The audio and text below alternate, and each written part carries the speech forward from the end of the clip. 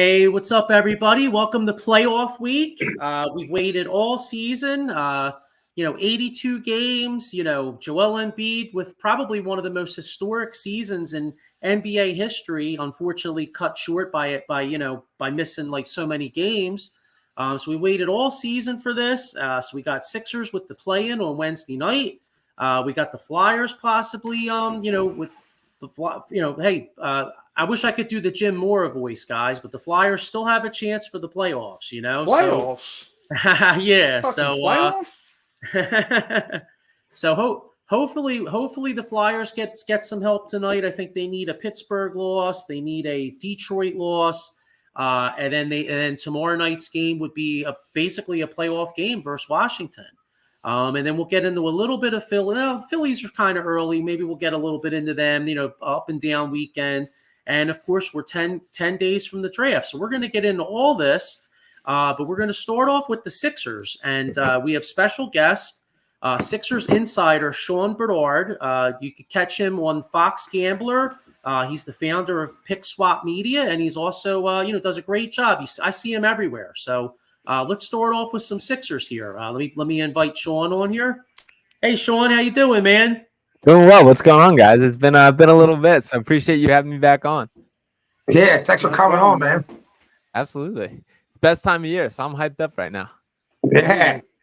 Yeah, it really is. I mean, because the NBA season is such a marathon, and you have so many games with, guys with load management or injuries. But I'll tell you what, I feel like they got it. Like there's more parity in this NBA right now than I can remember in years. I mean, I go back, I started watching ball 86, 87. So I go back a little bit to and back then it was basically, you knew pretty much it was going to be Boston versus LA or it was going to be Detroit versus LA. You know what I mean? And right now, I mean, you can make an argument for a lot of these teams to go on a run. What's your thoughts? I mean, we'll get into the Sixers, but Sean, what's your thoughts just basically about just the NBA in general? I mean, this parity. Yeah, absolutely. And kind of part of that is paving the way, like injuries. Like, for example, the Sixers, with Joel Embiid missing a period of time, the Sixers went from a team that if he had played out the length of the season with him in every game, they would have been on pace for the 1 seed, potentially the 2 seed, right neck and neck with Boston. Obviously, they fell down and struggled without him. They're a significantly different team without him on the floor. And now we see them scrapping out from the play-in tournament. And they're a team that even sitting at that 7 seed right now, hold the second best odds of winning the Eastern Conference. So that's kind of the chance that it creates. And if you want to look over to the West, a team like the Los Angeles Lakers, who are fighting out of that playing game, and if they see the Oklahoma City Thunder first round, I could very much see that being an upset. So even a matchup like the Mavericks and Suns, that's going to be a matchup where it could go either way. So the seedings don't matter nearly as much for this year's playoffs. It's kind of cool how has all shaken out. I think it's going to be an awesome playoffs. I think you can make an argument for a lot of teams making the deep run. Feels like we're destined to see a couple surprises. So I think this is going to be a really good one this year, and it's been a fun year for the NBA in general. Yeah. I mean, and just to touch on the Sixers, I mean, if you look at their record with Embiid, well, I forget the exact number. What was it, about 32-8 or 33-8? Yeah, 31-8. So okay. Best percentage in the league if you want to take just that number. Wow. Yeah, so as scary as Boston is, I mean, if you extrapolate that number over 82, I mean, the Sixers are on par right up there with them. Yeah, absolutely. And obviously, these are kind of the give and take that you have with Joel Embiid. And I understand the frustrations because we're never going to see an 82-game season out of this guy in all likelihood. But you know what? You take the peaks because they are so high. And that's kind of what we're banking on for this specific playoff run, is how much his body can hold up for the foreseeable future, for this 2-month stretch of playoff games. We'll see. That is still to be determined. But the peaks of the way he's playing, and to his credit, I think he's added layers that make it possible for to hold up better. I think he's become a way better playmaker this year. I think there's a lot of moments where him being so reliant on his mid-range game has saved his body from having to drop into the post, take the beating that takes, attacking the rim, getting fouled as much as he typically does. He's aware of it in the same way that obviously we all are. So it is frustrating, the injury concerns that come with it, but it's still worth living with because of what a special talent he is, and that when he does bring it to the full extent, the level that he can carry this team. Yeah. I mean, I was thinking that the other night, like Diego and I were talking about it at work, and we both were saying how we see the Sixers can make this run, and then we're like, oh well, let's see if Embiid can make a few games, and then Friday night comes, they get off to a big lead in the first quarter, everything's looking great, and then you're like, oh my God, here it is. You know what I mean? It's the such as the dilemma the dilemma of having Joel Embiid. I mean, the guy's the most dominant force in the league, but you just never know if you're ever going to have him. Yeah, and that is the frustrating part. As far as his outlook for now, it sounds like things will be all go on Wednesday, that he'll be fully fine. He was kept out of yesterday's game more so from a precautionary reason, is what the Sixers are saying. We all know the track record for these Sixers as far as injury reports and doctors and all those things, so you can take that as you will. But the bottom line is I do expect this guy to be fully on the floor. And even Joel Embiid at 75% or 80% or 60%, whatever he is at, is still better than just about every other player in the league. That's such a small short list of players as far as the impact that he can make. And even if it's not him going off for 40 points or whatever that we've seen from him, just his impact as far as defensively changing the picture for teams, being the threat offensively, those are all things that open up the game in different ways that just having them on the floor, there's value to. So I'm still pretty optimistic. I will be watching like a hawk, kind of tuned in on how he is moving, because that was one of the things that impressed me when he first came back, that I did see like a spryness in his ability, that he looked thin, he looked like he was moving well, the side to side was really impressive, and then not so much in that second half of that Magic game after he did re-injure it or pick up a little tweak or whatever it is. So I think we'll be able to have a pretty good feel for what his level is at in the first couple minutes of that game. That definitely impacts the ceiling of the Sixers team and how far they can go in this playoffs. Yeah, I agree. I definitely agree. I mean, I think we all know what we need out of Embiid, what we need out of Maxey, what we need out of Oubre to win. Personally, I think the key player for us to have a far run in the into the NBA Finals is Buddy Hield. Can you speak a little bit how important Buddy Hield's role is going to be in during this playoff run and what we need out of him? Yeah, definitely. I love Buddy Hield. He's a guy that's been one of those theoretical Sixers players forever that we've been pounding the table trying to trade for him.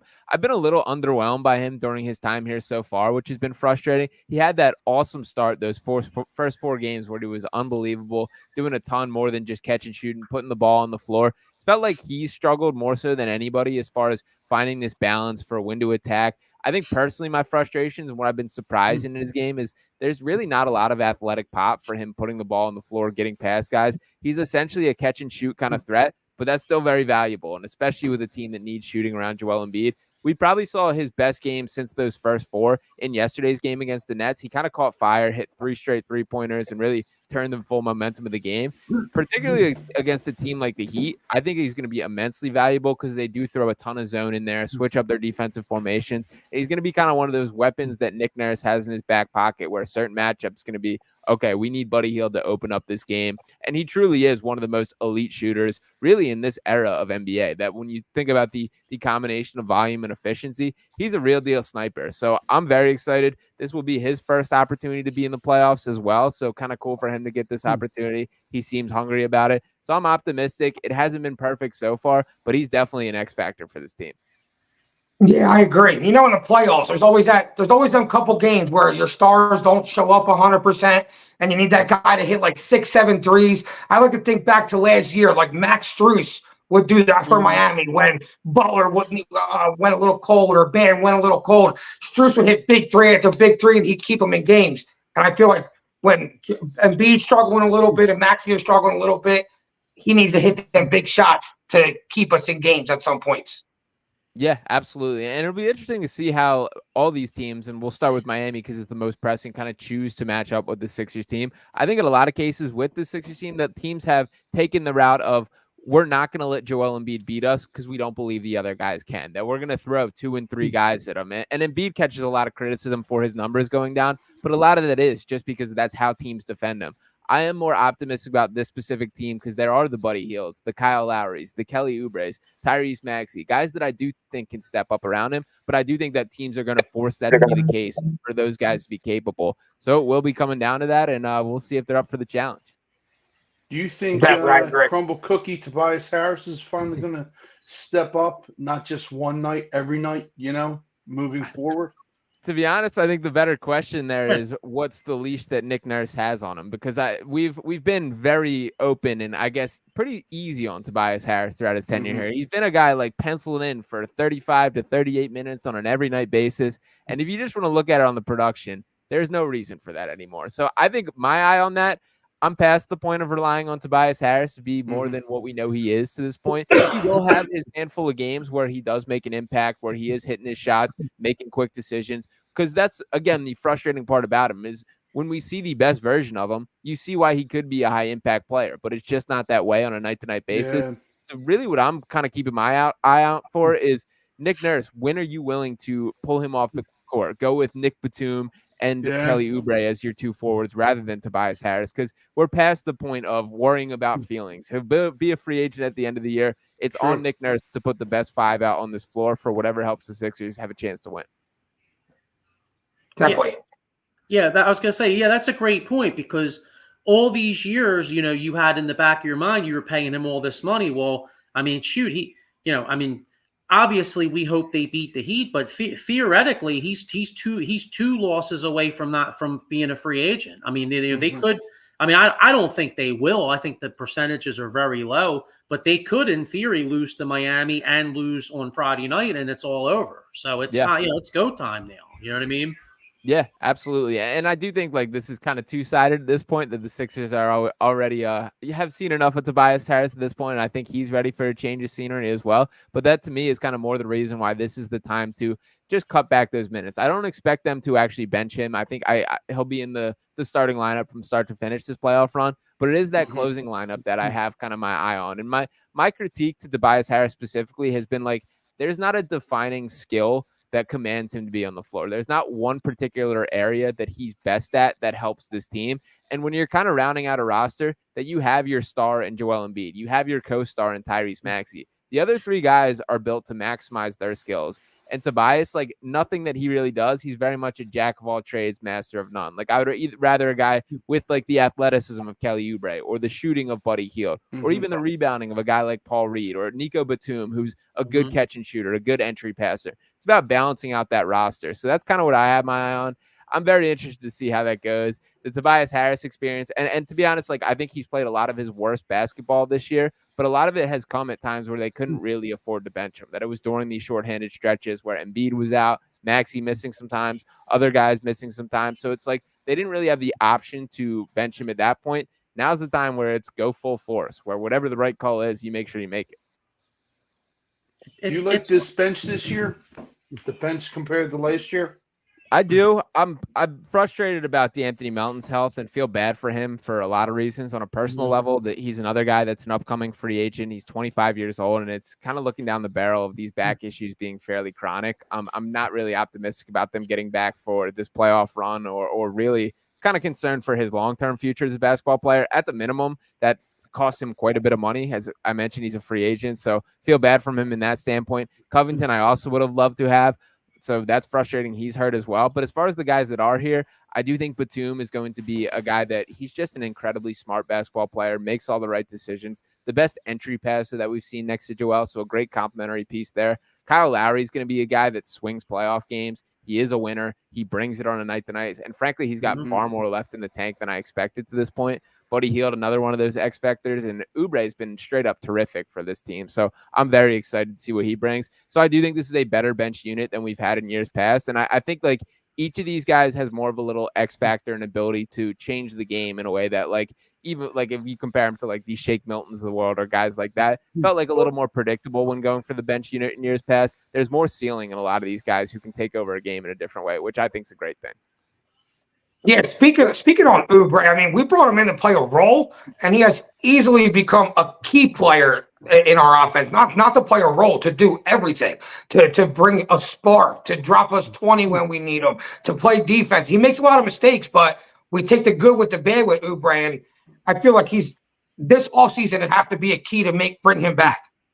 Yeah, I totally agree there. And it's been kind of cool to see like the progression of Oubre, that during years past, kind of the book on him is he's just not a winning player, that he's a guy that an empty calorie, empty stats kind of player. And I've seen the exact opposite this year, that like I think he took a real kind of slap in the face this past offseason where he averaged over 20 points per game with the Charlotte Hornets last year. And then there really was no market for him come free agent time, that he was the only player in the NBA to average over 20 points and to be on a veteran's minimum right now. So I think he took this year as a chance to kind of look himself in the mirror, rebuild his value. And to his credit, he's significantly outplayed that he's not just been one of these, shot hungry guys who's creating for himself. He's played team basketball. His playmaking, his assist rate's been higher than it's ever been. He's very good at kind of creating his own offense off the putback dunks, the baseline cuts, all the little things like that. And he brings it defensively far more than I expected. So I've been really impressed with that. And he's definitely carved out a significant role on his team. He's been awesome. And I do hope he's back next year for sure.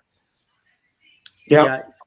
I think you got to try to bring him back. I mean, even if you go quote unquote star hunting, I mean, hopefully they could go, if you have to, you can go over the cap and keep him. And it's funny because he has brought a lot. The only thing, like you said, though, sometimes he lacks awareness. Like the game against Orlando, I think he had like 3 fouls and he's out there like reaching in and jumping. I'm like, dude, come on, man. You know what I mean? Like sometimes you wish he would have a little bit more awareness, but I mean, I think they definitely got to keep him, like you said. Yeah, and he's always good for kind of an unnecessary heat check or at a moment where you probably shouldn't. But from my personal opinion, he is a guy that like competes super hard, brings on both ends. So if you're doing that, I have a high tolerance for that kind of stuff. I appreciate like the way that he does leave it all on the floor, chases guys defensively. So if he keeps doing all those little things, I'll live with the occasional bad shot or kind of poor decision at a bad point, because he is not a perfect player by any means, but I do respect the way that he's kind of bringing it, competing for this team, and really has found a nice niche just next to the pieces around him. Yeah, I agree. So let's just assume they beat Miami. Let's just assume we move on. I mean, and that brings up a matchup with the Knicks. I feel like they beat the Knicks, although I'll tell you, I am a little concerned with some of the matchups because they could put Josh Hart again. Guys like Josh Hart might be able to maybe get a little physical with Maxey and stuff like that. And you have like OG against Oubre, stuff like that. But how far do you think this team can go? And what's your thoughts of that matchup? Yeah, I give this team a really significant chance of breaking through that second round barrier this year. That I do think like the Joel Embiid injury is the biggest factor. But when you look at how things played out, I was very much hoping for the Bucks to get that 2 seed and it to be a Sixers Bucks first round for that, because I do think that Milwaukee team is leaking oil and going down at the wrong time. We know the Giannis injury, that his status is uncertain ahead of the series. And frankly, I think even with him, that this team's got a losing record under Doc Rivers, which to be honest is hard to do based on how much talent that team has. So Milwaukee's a team that they will be now facing the Pacers. But to start with the Knicks here, I have a great deal of respect for this Knicks team. They're good. They play hard. They're gritty. They're tough. But they're also a team that, like, it takes everything to get every win. That they are a team that they're defensive-minded. They have Jalen Brunson logging league-high minutes. They got guys that are playing 40, 50 minutes every single game. And even Brunson, who I think is unbelievable, a guy that should be an all-NBA player, it feels like every basket is so tough for him that he's getting to the post, he's using his body, that to me it feels like there's got to be a little bit of where they hit a wall from just a physical standpoint. And also, like, what does give me optimism for this specific matchup, again, I don't expect this team to roll over for it to be easy by any means, but I still think Joel Embiid's the best player on the floor, even with him not being at his best. And I think the gap between Tyrese Maxey and Jalen Brunson is significantly smaller than the gap between Jalen Brunson and the Knicks' second best player. That, like, I think it's probably OG Anunoby would be my pick there. And I think like Maxey has really climbed into a similar tier as Brunson, obviously not quite as good yet to this point, but in a way that the Knicks don't quite have that secondary attack. So I still feel good about the Sixers matchup, but it's definitely going to be a physical and grueling series. Yeah, I definitely think Maxey and Brunson are closer than what we thought he would be. He would be at this point in his career. Maxey can stretch the floor with his long range shooting. I don't feel like Brunson has that to his game. Brunson has to get to the post. The way Brunson scores is a nice gritty style of play. He's a slower player. You know what I mean? He likes to get in the paint. He plays bigger than what he really is. Maxey's like your prototypical guard that you're looking for in this day and age. Someone who can shoot a 32-foot three-pointer. You're confident it's going in.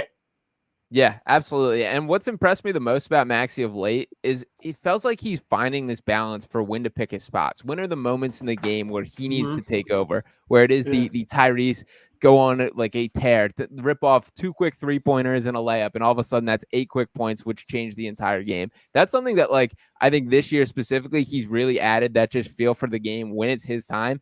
And I think that's exactly what this Sixers team needs, because those little spurts absolutely change games. And Maxey is a guy that I fully believe is built for the moment, is going to be ready for the brightest lights. And I think a lot of the national media are going to fully find out how good this guy is, because I don't think he's received the attention that he deserves for how good he's been this season.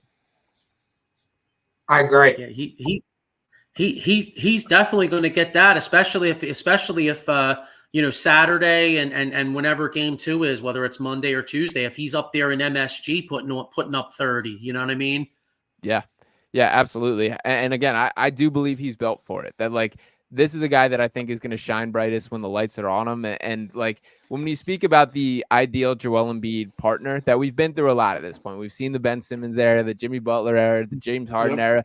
But like, when you think about what's the best way to maximize Joel, number one is shooting and the spacing that provides, which Maxey absolutely provides. He's been top 5 in 3-point percentage the past 2 years. Dipped a little bit this year with the increase in volume and a lot of that having to create on his own. But the other part that is added to his game is, like, it is the true balance of being capable of blowing past a guy, getting downhill. Like, the 2-man actions that we were seeing between Joel Embiid and Tyrese Maxey before the injury was some really advanced stuff, and stuff that I think directly translates to the playoffs. Like, when you think about the success that, like, Nikola Jokic and Jamal Murray had, that's stuff that I see in the Embiid and Maxey kind of duo. And like, with James Harden last year, you can throw a bunch of numbers at me from the efficiency standpoint, and they're off the charts that it's tough to argue with, but it became so predictable that you knew what it was on a possession by possession basis, that it was the pick and roll. It was Harden getting the switch on the center and then going to the step back, or the little short attack dive to the basket that they created on that pocket pass. You knew the options. There's so much more like variability and just kind of this like good randomness in the Maxey Embiid mix that I think is going to be tougher for defenses to pick up. Yeah, and plus they're so much more athletic than past years. I mean, you look at the bench, like the bench in particular. I mean, you had guys like Niang coming off the bench, and then and then a couple years ago, Danny Green. I mean, Danny Green was a nice veteran, but this team is so much more athletic. And just one more quick question here. We didn't really touch on the coaching. I mean, how big a factor do you think Nick Nurse is going to be? Yeah, I think huge, to be honest. That I think that might even be my number one argument for why I think this team could be different. That Nick Nurse is a proven champion, a guy who has won at all levels, dating back to his time in Europe, his time in the G League. He won a championship in the NBA in his first year with the Toronto Raptors, which is impressive stuff there. And like, he's been dealt a difficult hand this year with the injuries, with all the guys in and out of the lineup, and the roster changed. I mean, think about at the start of this season, James Harden was still technically on the Sixers. That PJ Tucker started a couple games for this year at the start of the year, and how much turnover has gone through. But now this is his time to kind of go into that chess battle. That, like, I know it was the San Antonio Spurs, so like wasn't quite the high level playoff team that you would hope for, but that victory that they had in double overtime against them really stands out in my brain, as far as we saw Nick Nurse drawing up 2 just perfect after the timeout plays to create looks, one for the tie game and then one that Oubre missed right at the buzzer. That it's like, that's why that dude can outcoach anybody. And Spoelstra is going to be a tough one in the opening round, but you look beyond that, I don't see a single coach, especially in the Eastern Conference, that I think he's not head and shoulders better than. And I think that applies league wide. So Nick Nurse is the real deal, and I think he's going to truly shine and show that during this run. Yeah, I would like to see Nick Nurse versus Doc Rivers, but I'm not. What's crazy though is maybe I'm jumping the gun a little bit, but the way Milwaukee's fallen off, and with Giannis's health, I'm not so sure they're definitely going to beat the Pacers. What's your thoughts on that? Yeah, I agree with you there. That I think the Pacers absolutely have a chance in that playoffs or in that series for sure. Again, the Giannis injury is going to be an X factor for them, but I'm kind of the mindset of I think that's the excuse that Doc Rivers has been handed. That I think even if Giannis was at full health, I think this team will give some trouble. So I absolutely think like that's likely a 7-game series. And don't forget, like these are two teams with bad blood that they've had some beef throughout the regular season, dating back to the play-in or the in-season tournament and a couple other kind of regular season matchups. They've gotten physical. Remember, Giannis had the career high and then was chasing people trying to steal the ball, all that stuff. So that's all in these guys' memories. So I do think this is going to be an entertaining series. I absolutely give the Pacers a chance, and I'm not optimistic about this Bucks team whatsoever. Yeah, I definitely agree. Indiana can give him a run. Mm-hmm. Yeah, and it's funny too because as great as Dame Lillard is, and you know, but I remember when they made that trade, and of course on paper that looked awesome, but I really think that like losing Drew Holiday's defense really hurt that team. Yeah, totally. And Drew Holiday's a guy that I throw right into that winning player category, that he just does the little things. He makes high impact plays, even if it doesn't shine fully in the statistical category. Dame Lillard, like at a point in time, was a guy that's absolutely a ceiling raiser and a guy that can carry a team.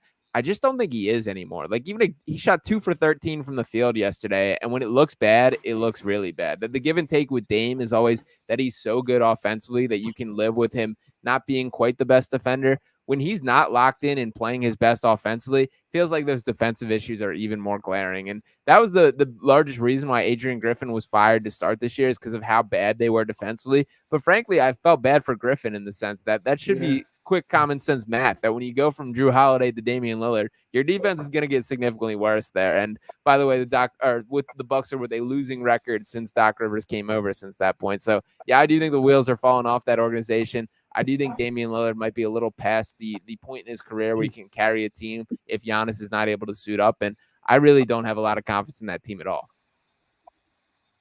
Yeah. Well, what do you think about the West? Who's the most dangerous team in the West to you? Still Denver, unfortunately. I struggle. I like this Thunder team a ton, but I can't see like their struggles on rebounding areas and really just guarding big men is going to be too much to overcome. So I worry about a Lakers matchup with Anthony Davis. And I think even if they do find their way all the way to the finals or to the Western Conference Finals, I see Jokic having a field day against them. So I think Denver is the most dangerous. You can make an argument for a couple other teams in there. The Suns are interesting to me that they've yet to play their best basketball this year. I do think I like their matchup with the Timberwolves in the first round. I think they can win that. The Dallas Mavericks, I also think are dangerous, that they've been playing their best basketball lately. Luka Doncic and Kyrie Irving have figured out how to play with each other, and it does feel like they're clicking at the right time. So there's a lot of good teams out there. I do think it's going to be competitive, but I do think Denver has definitely got a little bit of a head and shoulders advantage compared to everyone else. Yeah. So I was going to say, yeah. So before we get out of here, who do you have coming out? If who do you have coming out of the East, and who do you have coming out of the West? Do you have any predictions yet, or too early? Yeah, it's tough. I've bounced around a lot. I do think like the consensus is very much Denver and Boston, and I don't want to take the chalk pick exactly there. I'll rock with Denver. I do think the East is going to get shaken up a little. That this Boston team is unbeatable as they've looked all season. It's still, they're so jump shot dependent, and they take as a team, their shot diet is just some tough shots. The Jason Tatum step backs, all those things. So I'm torn. I do think the Sixers get past and get to face Boston. I don't want to say it's the year, but I'm much more optimistic about the Sixers team. I'll go Sixers Denver finals right here. That I think this team's got way more of a fighting chance than a lot of people are giving them credit. All right. Yeah. Well, if it tells you anything, I think when Embiid came back, we were plus 2,700 to go to the finals. Then it dropped to plus 2,200, and now we're at plus 1,600.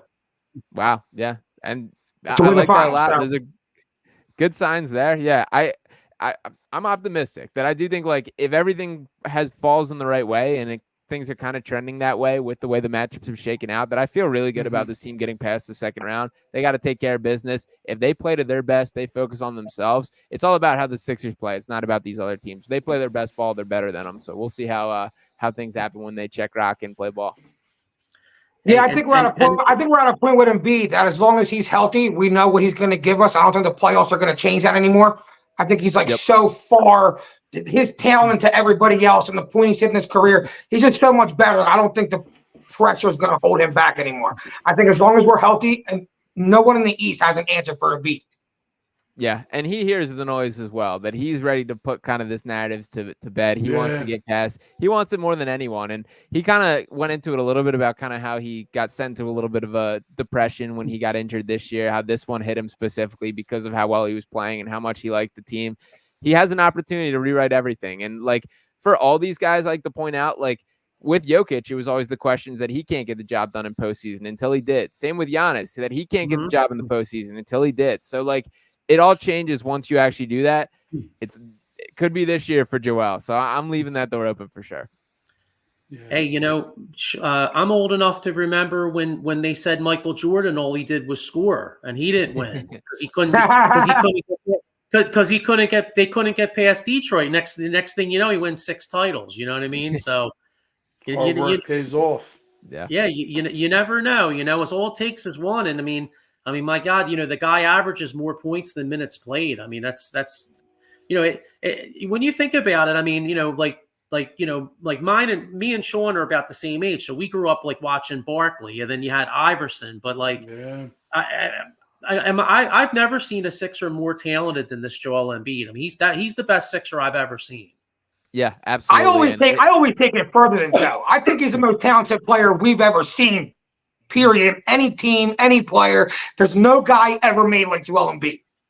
I like that. I'm with it. And again, we need the postseason success to kind of start really hammering those arguments. But I mean, he was well on his way to his 2nd consecutive MVP if he did not get hurt this year. He is a guy that has taken his games to new lengths after winning MVP last year. And it's pretty impressive the way that he does have this guard-like skill in a legitimate 7-foot body, a guy that's just as impactful defensively, the way that he can block shots, protect the rim, and still shift out on the perimeter. So he is something like I've never seen before. I still believe he's still getting better. And I think like his game this year equates to team success in a way that it hasn't in the past. So I hope it's the year. I hope he proves everyone wrong, and I'll be ready to be front row for all of it. Yeah, and let's yeah. and let's hope either this year or the year after or the year after that's the year, because that kid in San Antonio looks like he might. I mean, the things he looks like he's able to do. I mean, that kid's on a whole other level. So if they get him some help, he's going to own this league in about 2-3 years. Oh yeah, well, I thought we'd never see another player. He's super. You can go. My bad. No, you're good. But yeah, he's the real deal, and he's from a mental standpoint seems absolutely built for it from a professional level.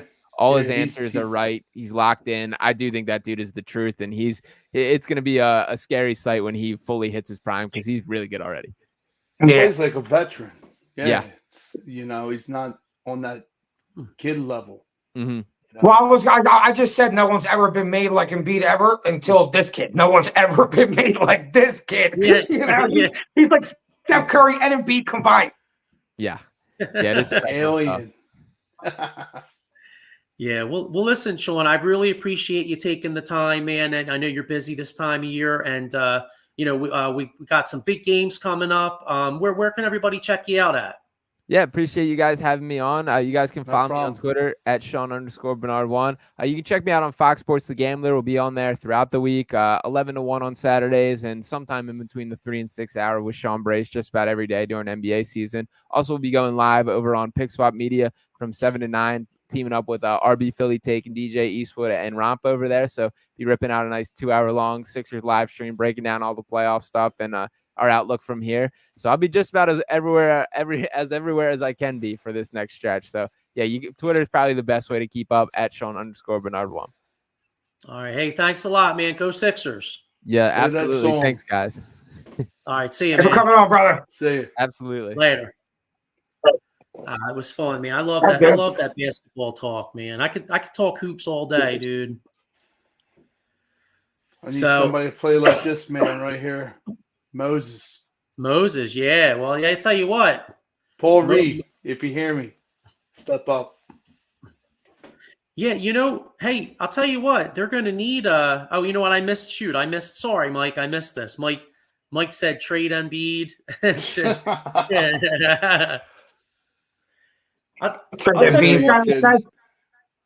Yeah, he's kidding though. He has such a soft spot for the porcelain doll.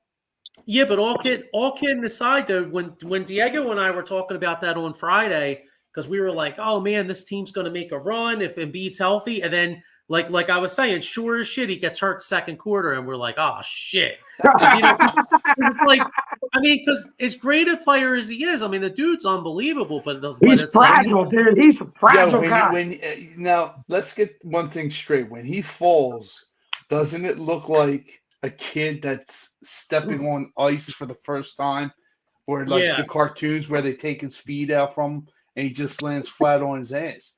Like that's what worries me, because it's just Embiid, like we said. I hear you. Well, you know what? When you fall, I want you to think of this guy, Jason Fine. All right. If you're on the job and you fall, you know, you slip on a banana peel, or you know, you I don't know, maybe you're lifting. Get hit by steel. What's that? Get hit by a piece of steel.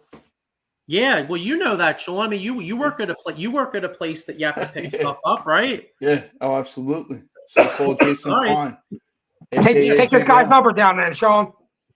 I'm good. I'm not getting hurt on the job. Take this down. Take this down, Sean. 1-800-HURT-123. Call my man Jason Fine after you get hit with a piece of metal.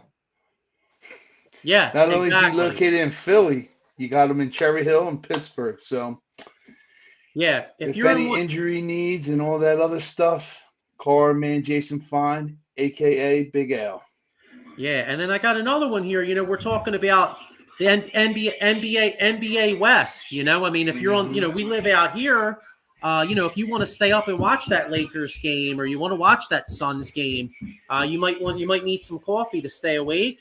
Well, actually, or you might need some coffee the next day because you didn't get any sleep. So if you want some good coffee, check out Monkey's Cold Coffee. You could use the promo code OOTBS Sports at monkeycoldcoffee.com. So make sure you check that John out. But yeah, that was great, man. So you know, hopefully the Sixers go on a run because that's what we're all hoping for. And then you know, but how about you know, we got another team that has a chance for the playoffs too.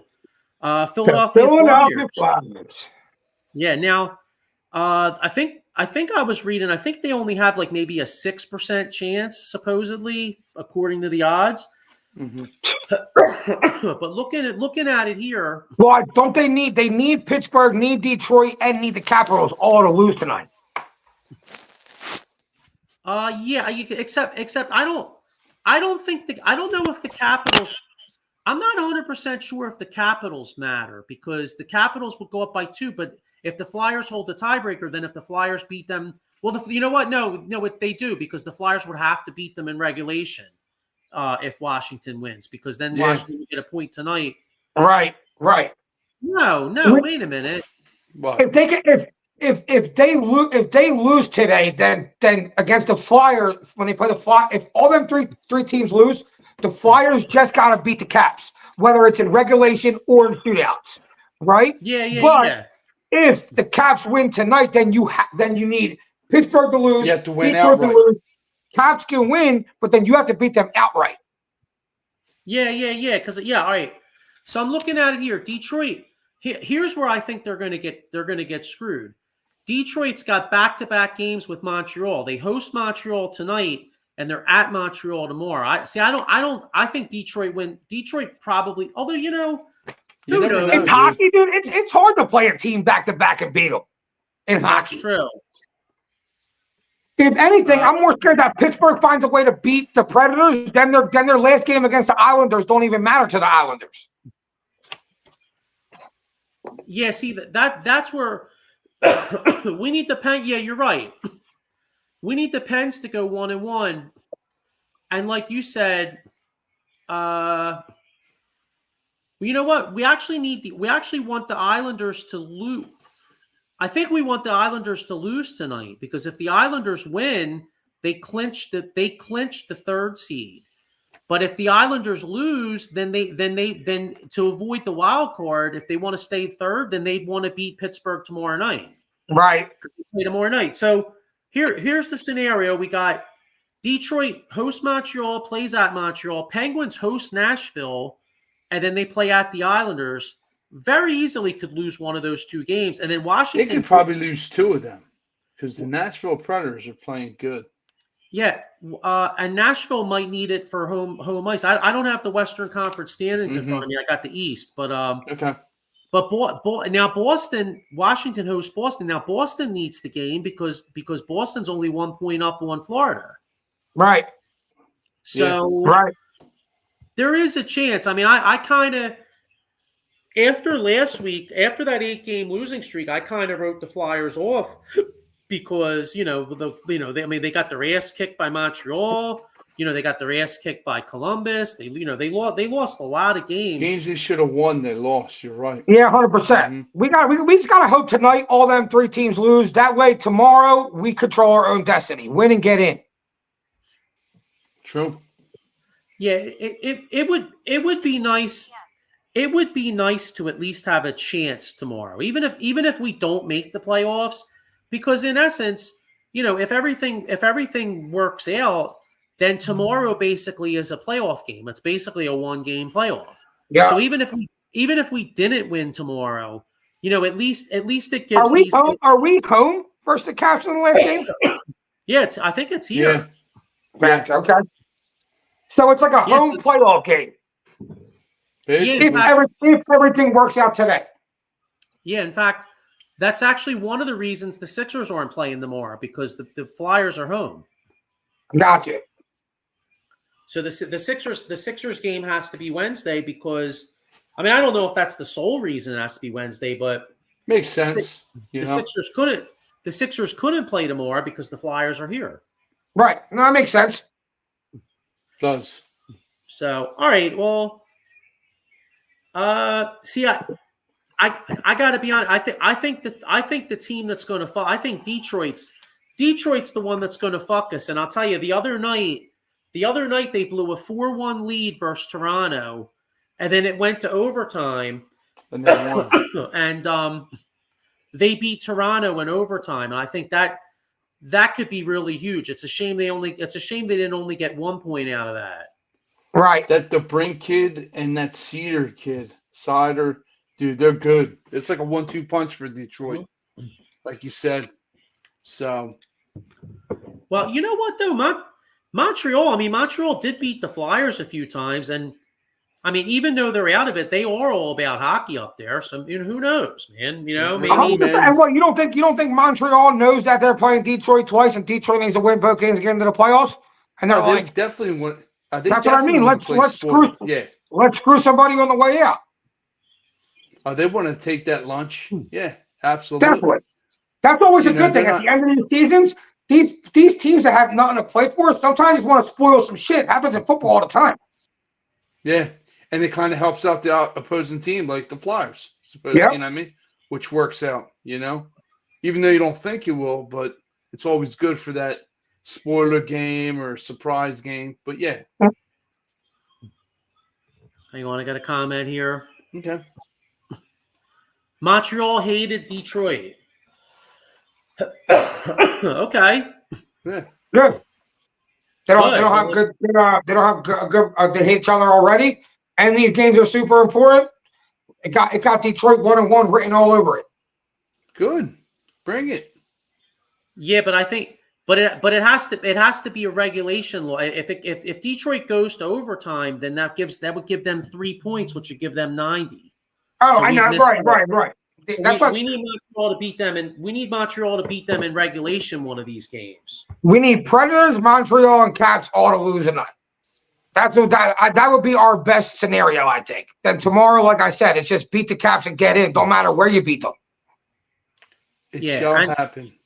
And I'm rooting against the Islanders too, just to maybe give them something, because in case Pittsburgh does beat Nashville, give the Islanders something to play for tomorrow. Yeah. Although they may not even care, but you never know. I don't. The Islanders are at the Devils today. Well, the Devils could beat them. Yeah. I mean, to your point, the Devils might be a little pissed off that they didn't make the playoffs. So they might be like, we want to go out on a bang. I agree. Damn right.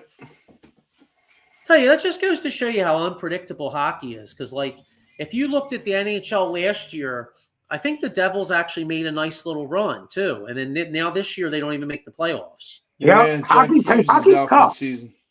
Yeah. It's like a roller coaster.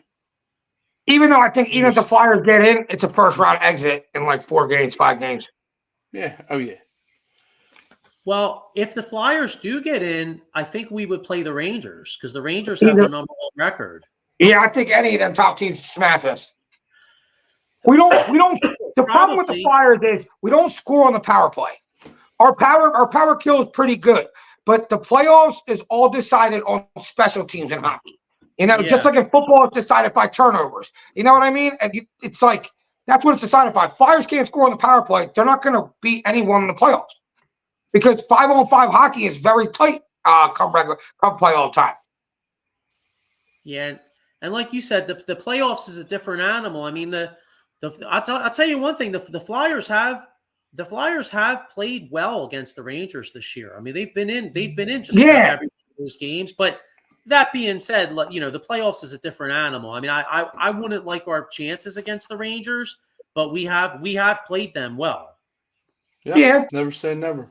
And actually, anyone that makes the playoffs in hockey has a chance. It's just if you're realistically looking at Flyers versus the Rangers, talent-wise and special teams, they're so much better than us. Yeah, and you know what? I'm saying the Rangers, but that's actually not decided. The Rangers are only 1 point up on Carolina. Carolina, now you talk about 2 red-hot teams. Carolina's 8-2 in their last 10. They've won 5 in a row. The Rangers are 7-3 in their last 10. They've won 1 in a row. So it could be Carolina even, you know? Right. Mm-hmm. True. Let's see here. Mike Laura says Boston had 118 points last year and lost in round 1. Yeah, that's true. Well, Florida beat them, but I totally hear you, Mike, and I agree with you. And Florida still had mad good players on their team last year. Well, that's what I was about to say. And Florida was the first seed the year before, and they got upset. Right. You know what I mean? So yeah, Florida has good players on their team. Look at them again this year. Same thing. Yeah. 3 years, great seasons. Yeah. Florida has 108 points this year. They're only a point behind Boston. Yeah, they're good as shit. So that shows you the last 3 seasons, even though they've been one of the best in first place, then 8th place, and first place, they're a solid team. Yeah, sometimes. Yeah, they were the 8th seed last year.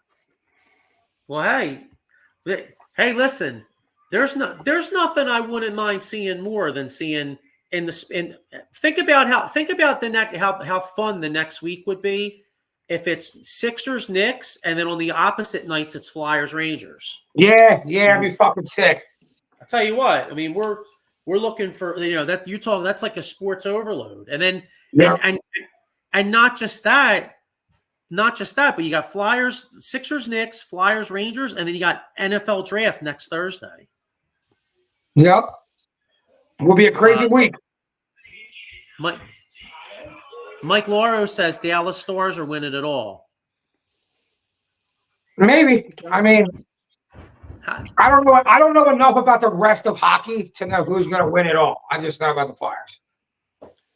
You know, like to Mike's point about the Bruins having 118 points last year. I mean, hockey is just so unpredictable. I mean, you can kick everybody's ass all year long, and then the playoffs come, and next thing you know, another team gets a hot goalie, and you're just screwed, you know? You're a chump. Yeah.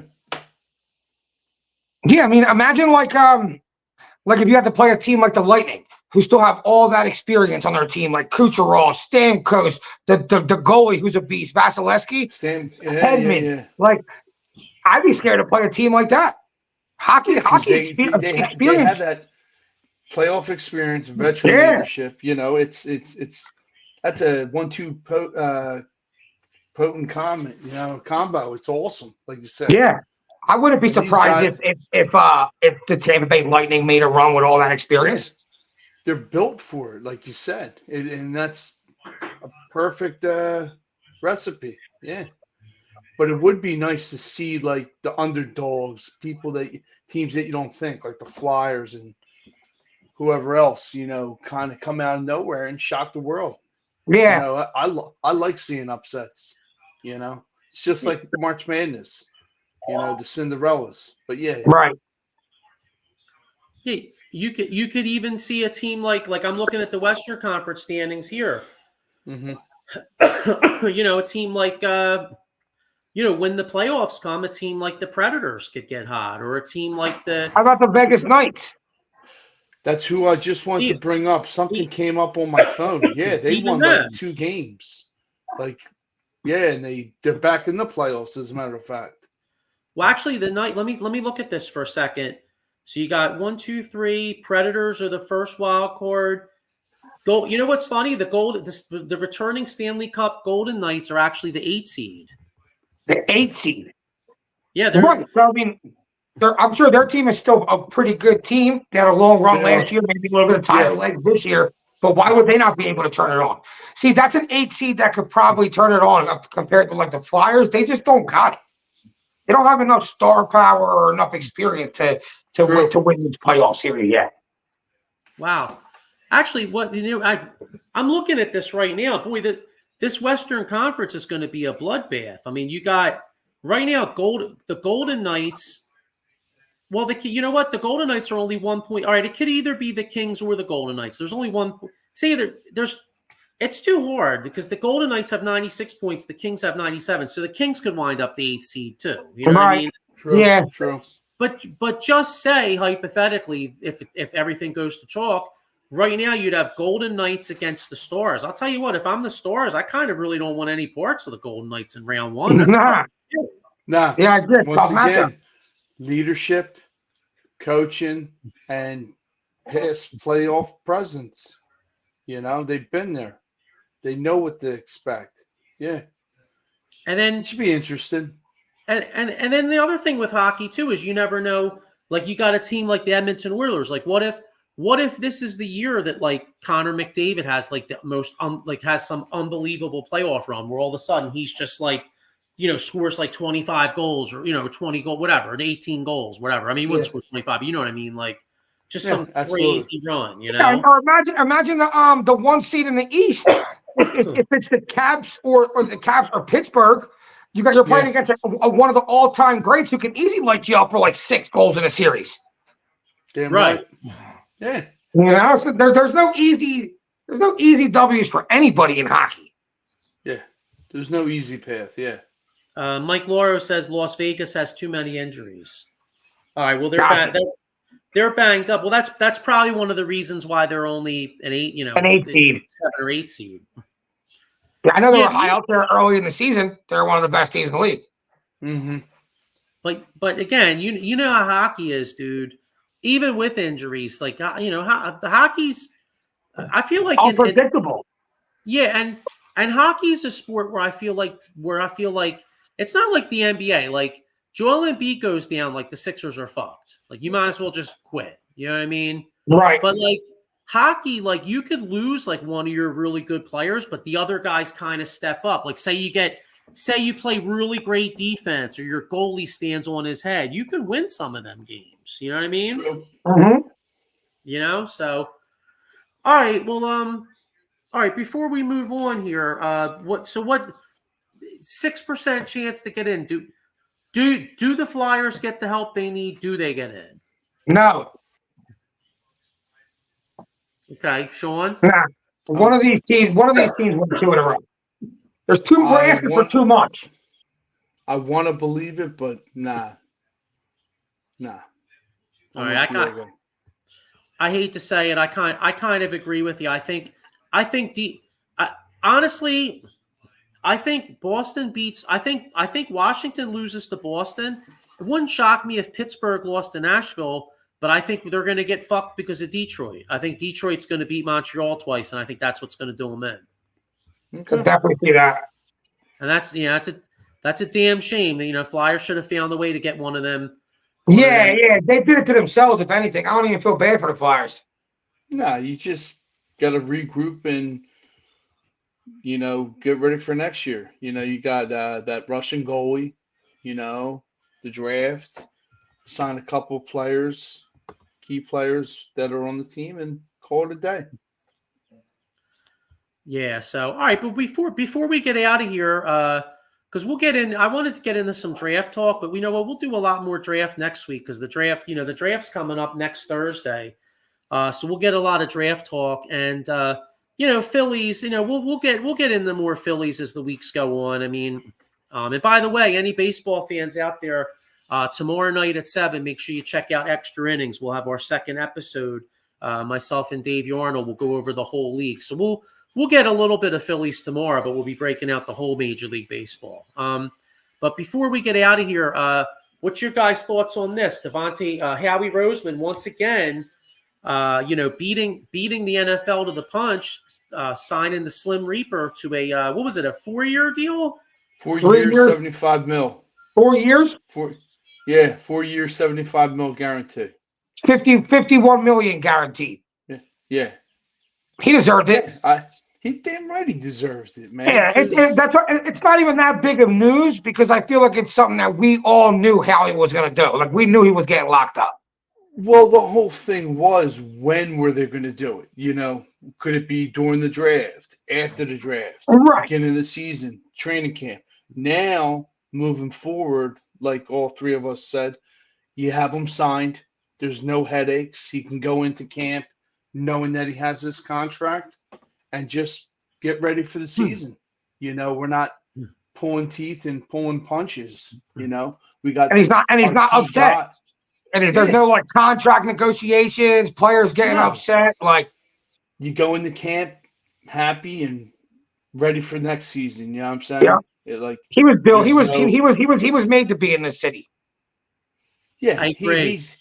He's a blue collar dude. He's quiet, and you can throw everything in the kitchen sink to him, and he'll catch it. And he goes into dangerous territory, which is linebacker land. Yep. And he gets cracked. And he gets up, dust is off, and goes back to the huddle. That's what you want, And he's not that big of a dude, but I'll be damn sure his hands are big as shit, and he catches everything, like I said, the kitchen sink. He's just that great wide receiver that runs great routes, and we all can agree with that. Yes. Yeah. So. First off, just make sure you don't have him out as a lead blocker on screens anymore. No, let's hopefully Kellen Moore don't do that shit. Yeah, I think Kellen Moore he's not going to do that shit. No, I think we're going to see more, like all three of us said, more tight end, more motion, and under the center. The problem last year is there was no creativity when you ran that play. Like people knew it was coming. So, if you're a creative offensive coordinator and there's a key position where you need 1 yard, but you don't use this play a lot, it can be used some fucking times. We ran it 4 times a game. Yeah, that was the problem. You're right. It's okay, he's running there. We know it. Now, people were sitting on it. They were sitting on that play. They were looking at that tablet Diego and saying, Diego's going this way. Yeah, exactly. Exactly. Kellen Moore he should be from what we've seen in Dallas, he's good enough to manipulate plays like that, set you up for plays like that, making other plays look like that, and then it's not that. You know what I'm saying? Yeah. Last year was so cut and clear. I knew a screen was coming. I don't know shit about football when it comes to X's and O's. You know what I mean? Running plays, and I'd be all right, screen, 3rd and 2, all right, screen. We knew it. So. Now, with motion, like I told Joey, look at the 49ers. They ran motion great. Packers. Now you kind of mix it up. It's are they going there? Now I think this season moving forward, we're going to make people think of the next play. Not Steichen, dude. Steichen ran them plays sometimes. It's just he mixed it up and he threw them in there when they should be thrown in there. They shouldn't be in your everyday playbook on every drive. It should be a sprinkled in play. Exactly. And I don't want to see A.J. Brown as the number 1 read. You got all these guys moving forward. Check your downs and get the other guys involved. Not AJ. But that's for another time to talk. But yeah. Well, all right. So, and I think the other big thing about signing Devontae too is he signed before T. Higgins, before Justin Jefferson, before CeeDee Lamb. Before Jamar Chase. Yeah, all the big guys. Yeah. So the bottom line is in 2-3 years, his contract is going to look isn't going to look as high as it is now. But right. But if there is a concern though, now Harry Roseman's great at the cap, and the cap seems to go up all the time. But may they run into a problem in a few years that they have so many resources tied up into offense between the offensive line, the quarterback. Yeah. Both wide receivers are going to be making over $25 million. So, is there a concern that they're not going to have enough resources and money to stack the defense, or do you think, they're really putting a lot of eggs into drafting well on defense? I was going to say you got to draft good. That's what it's going to come down to. And that's what's going to come down to. You invest your money. You invest your money. You invest your money on the offensive side of the ball. Then you already know you're going to have some players play over their contract. You know what I mean? And you're going to have to hit in the draft. What's that dude we drafted the 1 year? What's that dude we reached for the 1 year from Smith? What position? What year? Linebacker was it? Oh, Marcus Smith. Yeah. Can't be taking guys like that when all your money's on the offensive side of the field. You know what I mean? You have to hit on every pick. No, you have to get. No, you. Yeah. I was gonna say, you can't be drafting Sidney Jones. Exactly. You can't be drafting the line. Who the Davion Taylor in the third round? Right. You got to get guys that are going to be on this team, like you said, not a guy that played senior year and then played for Colorado. Nah, like you said, you got to get these guys, and you got to address the needs. Linebacker, second round. I mean, we'll talk about it more, But yeah, I just hope they have a lights out draft. Really. You know what you got to do? You basically got to follow the Kansas City Chiefs blueprint. Was really, think about it. They lost the 2020 Super Bowl. Their defense was, they had a little bit of age on their defense. They lost some, they had the Honey Badger was their best player one of their best players on defense. Lost some of those guys. What did they do? They went into the draft. They rebuilt their whole secondary in like 2 drafts. They drafted McDuffie. A few other guys, and that's what the Philadelphia Eagles need to do. Philadelphia Eagles need to draft extremely well and really retool this defense. Yeah. Damn right. I can't wait to talk about it next week.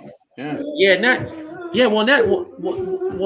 Well, next week's show, hopefully, hopefully the Flyers are in the playoffs. Hopefully the Sixers already have a lead in the series, and and then we'll get into a lot of draft talk. So, all right, what do you think, guys? I guess we'll wrap up here. But all right, we'll see you all next week. Go Sixers! It's funny. We're like jumping ahead of ourselves.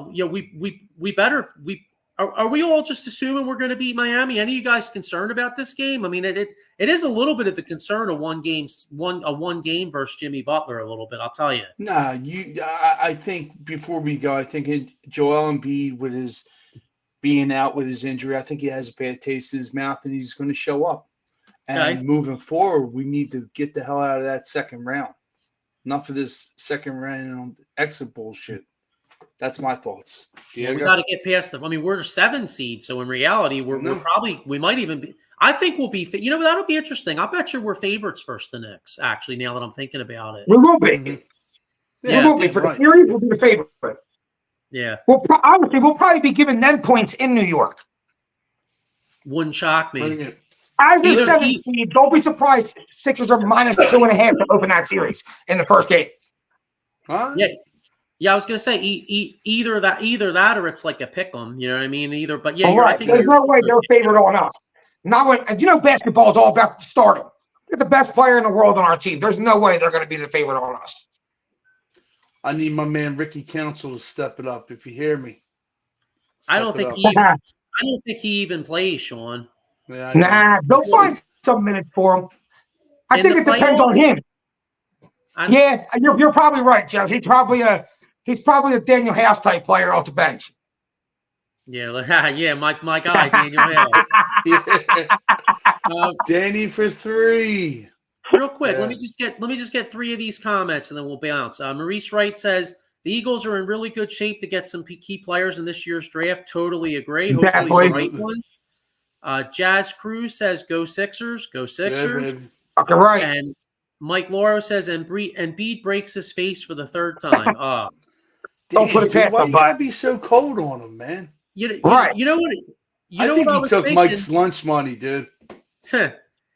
Mike must have lost a bet where like Embiid got hurt or something. Yeah. You know what I mean? Yeah. There's a lot of hate for that poor guy. Mike had a What vacation. JoJo ever do to you? You know what's funny? Mike probably had a vacation he was getting ready to have paid for. Like actually, it's funny because he was talking about breaking his face. Well, I'm sitting here saying that I'm sitting here thinking maybe the Pacers could possibly upset the Bucks, and if that's the case, and the Sixers beat the Knicks, the Sixers would play Indiana, and Indiana has Siakam. Well, Siakam's the one that elbowed Embiid to the eye a couple years ago. Yeah, it might be time for Embiid to return that favor. Yeah, Embiid. Exactly. Little. Yeah, hopefully, Embiid bobs and weaves like Muhammad Ali. You know what I mean? Stays out of there. Do what Steve Martin did in The Jerk. I know, right? So, Yeah. all right, everybody. Well, let's go. Let's go Sixers. Let's go Flyers. Phillies, start hitting the damn ball. We'll get in a little Phillies. Change the roster, Topper. Change the roster. All right, we'll see you all next week. Have a good one. Thanks, guys.